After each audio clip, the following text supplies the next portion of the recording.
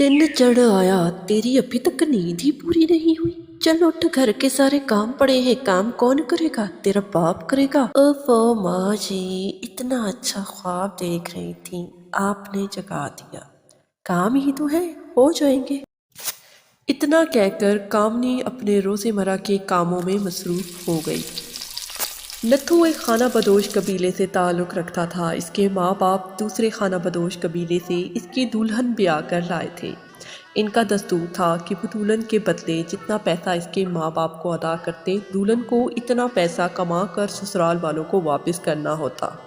नत्थू की दुल्हन कामनी को ससुराल आए 10-12 दिन हो गए तो सास ने इससे कहा, बस रे छोरी, बहुत हो चुका धुलनापा, आज से मेरे साथ धंधे पर चला कर।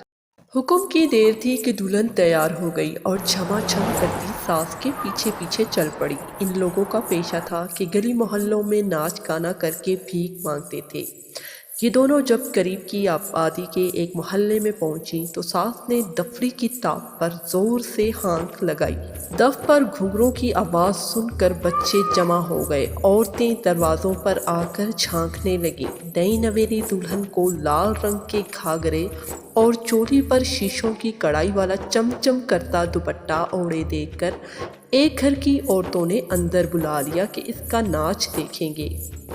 कामनी की सास ने दफ बजाना शुरू की और दफ की थाप पर कामनी नाचने लगी, मगर सास को इसका नाच पसंद ना आया।